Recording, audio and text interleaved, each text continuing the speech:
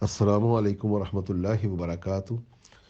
کربلا کا تحقیقی جائزہ 72 صحیح الاسناد احادیث کی روشنی میں جز ڈی سے پیش خدمت ہے۔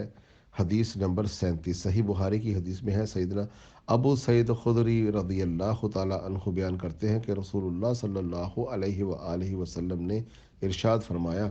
میرے صحابہ کو گالی مت دو، لا تسبوا الصحابی، کیونکہ تم میں سے کوئی اگر احد پہاڑ کے برابر سونا بھی اللہ تعالیٰ کی راہ میں خرچ کرے تو بھی وہ صحابہ کرام کے ایک مد یعنی 600 گرام وزن کی گندم کی خیرات کرنے کے ثواب کو بھی نہیں پا سکتا، بلکہ اس کے آدھے کو بھی نہیں پا سکتا۔ اسی طرح مسلم شریف کی حدیث میں ہے، سیدنا ابو سعید خدری بیان کرتے ہیں کہ سیدنا خالد بن ولید رضی اللہ تعالیٰ عنہ سیدنا عبد الرحمن بن عوف رضی اللہ تعالیٰ عنہ کے درمیان کچھ اختلاف ہوا تھا، تو جذبات میں آ کر سیدنا خالد بن ولید رضی اللہ تعالیٰ عنہ نے سیدنا عبد الرحمن بن عوف رضی اللہ تعالیٰ عنہ کو گالی دی، تو آپ صلی اللہ علیہ وآلہ وسلم نے سیدنا خالد بن ولید رضی اللہ تعالیٰ عنہ سے ارشاد فرمایا، تم میرے صحابہ کو گالی مت دو، یعنی خالد تم میرے صحابہ کو گالی مت دو، کیونکہ اب تم بعد میں اسلام لانے والوں میں سے کوئی اگر احد پہاڑ کے برابر سونا بھی اللہ کی راہ میں خرچ کر دے تو بھی وہ پہلے صحابہ کرام رضوان علیہم کے ایک مد یعنی تقریباً 600 گرام وزن کی گندم کی خیرات کے ثواب کو بھی نہیں پا سکتا، بلکہ اس کے آدھے کو بھی نہیں پا سکتا۔ صحیح بخاری اور صحیح مسلم۔ اس حدیث سے یہ واضح ہوا بھائیوں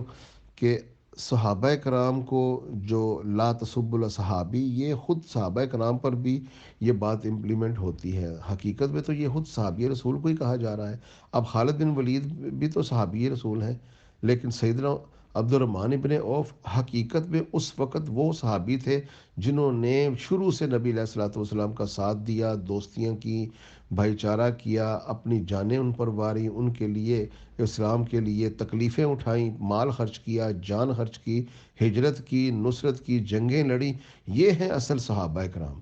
جو اسلام کو جب ریکگنائز کر لیا گیا، بیعت رضوان ہو گئی، تب تو اسلام کا ایک امن کا دور تھا۔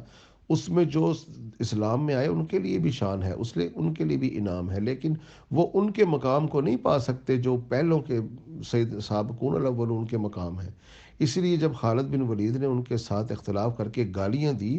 اس پر نبی علیہ الصلوۃ والسلام نے کہا، خالد تم میرے صحابہ کو گالی مت دو۔ اصل میں یہ لفظ صحابی سمجھیے، ایک نظر مار دینے سے صحابی بنانے کا جو عقیدہ بنا رکھا ہے نا لوگوں نے، اس کی بھی دین میں کہیں نہ کہیں فقہا نے کوئی گنجائش نکالی۔ حقیقت میں صحابی صاحبی اسے کہا جاتا ہے جس کے کوئی ساتھ رہا ہو، ساتھ تکلیفیں برداشت کی ہوں، ساتھ دوستی ہوں، اچھائی میں، برائی میں، ہجر میں، سفر میں، تکلیف میں ساتھ دیا ہو، ان کے ساتھ ایک کمپنی کی ہو رسول اللہ کے ساتھ، یہ ہے صحابی۔ یہ تھوڑا صحابی اگر وہ بھی اسی طرح ہی بس نظر مارنے سے بھی صحابی وہی درجے کا ہوتا ہے، عام یہ جو اہل حدیث علماء کہتے ہیں نا شرف صحابیت میں سب ایک جیسے ہیں، بالکل غلط۔ نبی علیہ الصلوۃ والسلام نے خالد بن ولید کو، حالانکہ وہ اپنی مرضی سے صحابی اسلام لائے تھے، وہ کوئی طلقاء میں سے نہیں تھے، وہ کوئی مغلوب ہو کر اسلام نہیں لائے تھے، اپنی مرضی سے خالد بن ولید اسلام لائے۔ اس کے باوجود اللہ کے نبی نے وہ کیٹیگری سے خارج کر دیا خالد بن ولید کو۔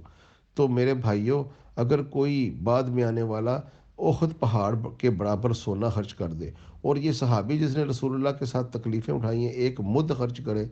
یعنی 600 گرام گندم، تو اس کا آدھے کو بھی نہیں، پورا احد کا پہاڑ جو سونے کا، استغفر اللہ، اتنی بڑی شان ہے ان کی۔ اور جو بعد میں آنے والے جن کو اللہ تعالیٰ نے فرمایا لا یستوی منکم من انفق من قبل الفتح وقاتل اولئک اعظم درجات، یہ تو کبھی برابر ہی نہیں ہو سکتے جو بعد میں ایمان لائے، یعنی کہ فتح کے بعد۔ یہ بھی فتح مبین بھی، بیت رضوان بھی فتح ہی ہے، لیکن زیادہ تر لوگ کنسیڈر کرتے ہیں فتح مکہ، چلیں وہ بھی کنسیڈر کر لیں، تو معاویہ بن سفیان تو دور دور تک نہیں پھٹکتے ان لوگوں کے جو خالد بن ولید جیسے یا حضرت عبد الرحمن بن عوف جیسے ہیں، لیکن ان سے بھی بڑا درجہ تو حضرت علی کرم اللہ وجہہ کا ہے، جس کے ساتھ نہ گالی ہو رہی ہے نہ اختلاف ہو رہا ہے، یہاں تو قتال سے شروع ہو رہا ہے کام، قتال اور جان لینے کے لیے خون کے پیاسے ہو رہے ہیں، اور بعد میں پھر گالیاں بھی دے رہے ہیں، لعنتیں بھی کر رہے ہیں، بغض بھی کر رہے ہیں، یہ آگے سب چیزیں بیان کر دی جائیں گی۔ اللہ تعالی ہمیں اس منحوست اور اس بے غیرتی سے بچائے کہ جب کسی صحابی رسول کو اس طرح ذلیل کیا جا رہا ہے، قتال کیا جا رہا ہے، گالیاں دی جا رہی ہیں، اس پر بھی یہ امت جو ہے نا ان کو ہادی اور مہدی اور پتہ نہیں کیا کیا کہہ جاتی ہے۔ اللہ تعالیٰ